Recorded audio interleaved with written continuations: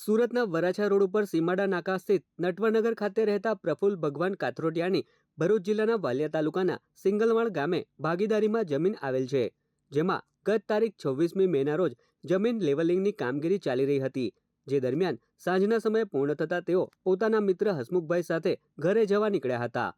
તેઓ ગામની પ્રાથમિક શાળા નજીકથી પસાર થતા હતા તે સમયે 150 જેટલા મહિલા પુરુષોનું ટોળું ભેગું થઈ ગયું હતું અને આ જમીન ગામની છે, કોઈની માલિકીની નથી, તેમ છતાં તમે જમીનમાં ગામના આગેવાનોને પૂછ્યા વિના કે જાણ કર્યા વિના કેમ લેવલિંગ કરો છો કહી ઝઘડો કર્યો હતો. આ અંગેની જાણ જમીનના ભાગીદારે વાલિયા પોલીસને કરતા પોલીસ કાફલો વાહનો સાથે સ્થળ પર દોડી આવ્યો હતો, જે બાદ મામલો વધુ બિચકાતા ટોળાએ પથ્થરમારો કરી 3 ગાડીઓમાં નુકસાન પહોંચાડ્યું હતું. ઘટનાના પગલે ખેતરના ભાગીદાર પ્રફુલ્લ કાથરોટિયા જીવ બચાવી વાલિયા પોલીસ મથક ખાતે આવી ગયા હતા અને 26થી વધુ ટોળા સામે અરજી કરી હતી.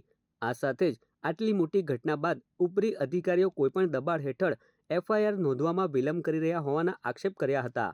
તો બીજી તરફ જમીનના ભાગીદારને મારી નાખવાની કોશિશ કરનાર તત્વો સામે પગલાં ભરવામાં આવે તેવી માંગ કરવામાં આવી છે.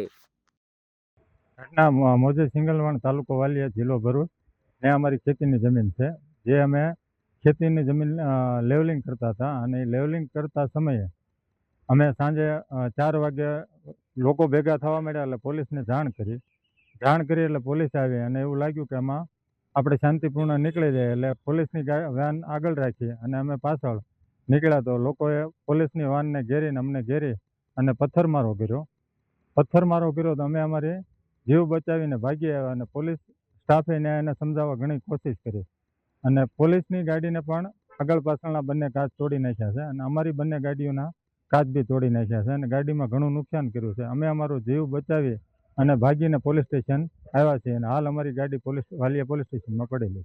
કેટલા પોલીસ કર્મીઓને અને કોને કોને વાગ્યું છે? પોલીસ કર્મીઓમાં નાની મોટી ઈજા 3 જણને થયેલી છે. અને કેટલી ગાડીઓને નુકસાન? પોલીસ સહિત 3 ગાડીઓને નુકસાન છે.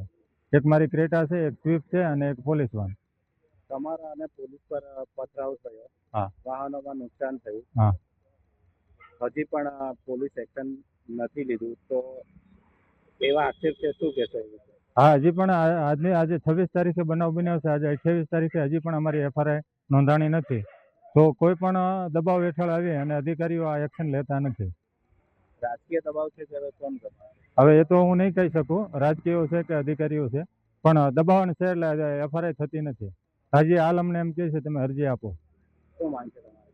અમારી માંગ એ છે કે અમને જે લોકો મારી નાખવાની જે ધમકી આપે છે એ લોકો માથે કાયદેસરની કાર્યવાહી થાય. કેટલા વર્ષથી ચાલે? 1 વર્ષથી ઇસ્યુ ચાલે.